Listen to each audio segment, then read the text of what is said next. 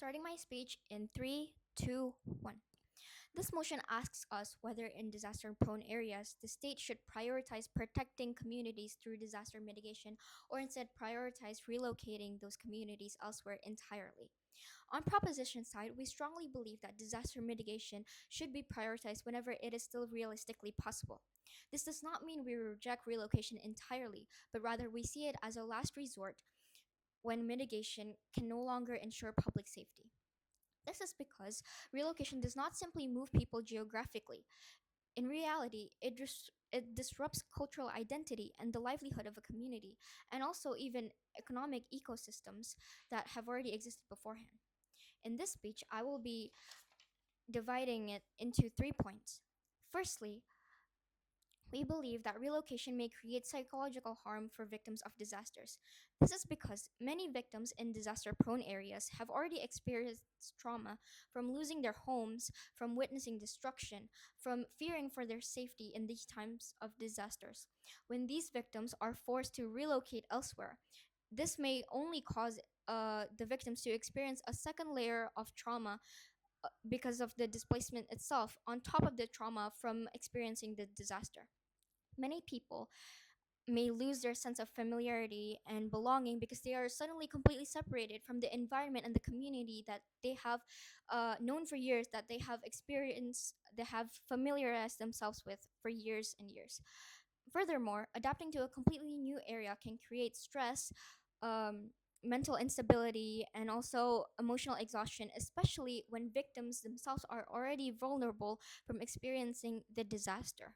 This can only tell us that relocation cannot be efficient and effective in this condition, because how could you relocate a community effectively when they are having trouble themselves of adapting to the new area? Therefore, we believe that when mitigation is still realistically possible, the state should prioritize solutions that allow communities to remain safely within their familiar environments instead of immediately forcing relocation for them. Secondly, relocation may also damage the continuity of communities and cultural identities that have existed across generations. Many disaster prone communities consist of generational homes and traditions that are deeply tied to the land that they live on.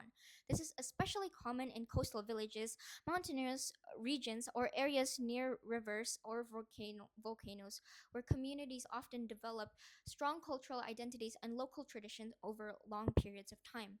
When relocation occurs, these communities may become separated and fragmented from the environments that shape their way of life from the beginning of their life.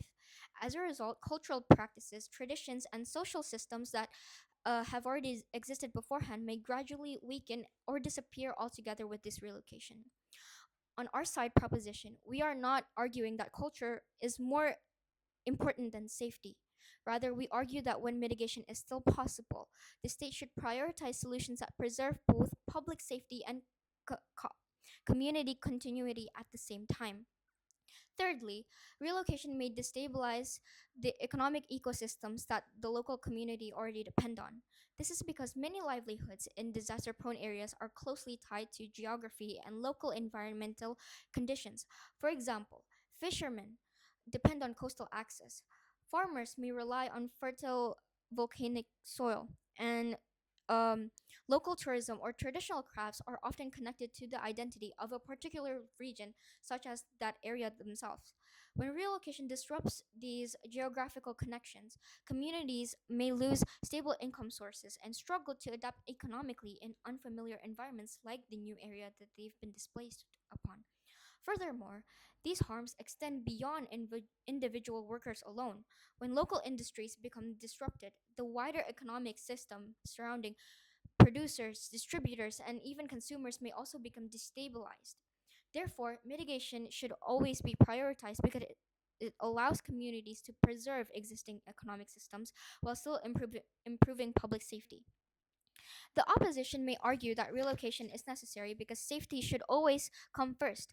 However, this argument assumes that disaster mitigation is incapable of protecting communities effectively, which is not always true.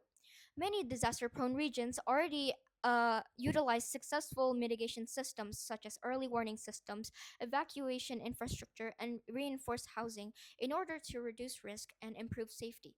Therefore, when mitigation remains realistically possible, the state should always prioritize solutions that avoid unnecessary psychological, cultural, and even economic disruption instead of immediately resorting to displacement. Ultimately, this debate is not about rejecting relocation entirely. Rather, it is about recognizing that relocation creates a lot of avoidable harm when safer alternatives such as disaster mitigation still exist. On proposition side, we believe that the state should first prioritize protecting both people and the communities they depend on through disaster mitigation, while using relocation only as a final resort when mitigation is no longer viable. Therefore, we proudly stand on proposition and we believe that disaster mitigation should always be prioritized over relocation if it is still realistically possible. Thank you.